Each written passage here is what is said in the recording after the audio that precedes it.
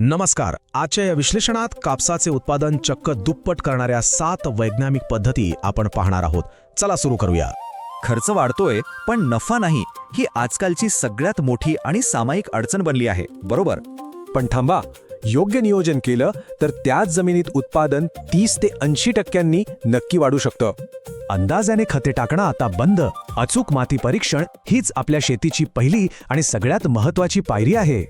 योग्य सुरुवातीसाठी मातीचा सामू, सेंद्रिय कर्ब आणि NPK पातळी समजून घेणं अगदी मस्त आहे.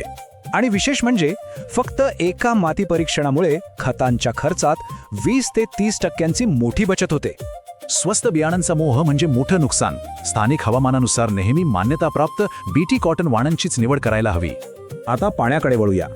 ठिबक सिंचनाचा वापर केला तर तब्बल 40% पाण्याची जबरदस्त बचत होते. शिवाय या ठिबक पद्धतीमुळे खते थेट पिकांच्या मुळांपर्यंत पोहोचतात, म्हणजे खतांचा अगदी 100% कार्यक्षम वापर. शेणखत आणि जीवामृतासोबत रासायनिक खतांचा अतिशय मर्यादित आणि संतुलित वापरच पिकांसाठी जास्त फायद्याचा ठरतो. आता पीक संरक्षण, एकात्मिक कीड नियंत्रण म्हणजेच IPM ही कीड रोखण्याची एक अतिशय हुशार वैज्ञानिक रणनीती आहे. यात फेरोमोन ट्रॅप लावणं, कडुनिंब औषधं वापरणं आणि केवळ योग्य निरीक्षणानंतरच फवारणी करणं ह्या महत्त्वाच्या स्टेप्स आहेत. पिकाच्या उत्तम वाढीसाठी वेळेवर आंतरमशागत म्हणजे निंदणी, खुरपणी आणि माती भरणे हे अत्यंत गरजेचं आहे.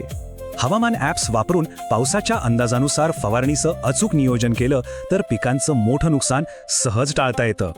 म्हणजे शेतीत नुसती मेहनत पुरेशी नाही, योग्य तंत्रज्ञान आणि अचूक नियोजनाची जोड असेल तरच नफा वाढेल.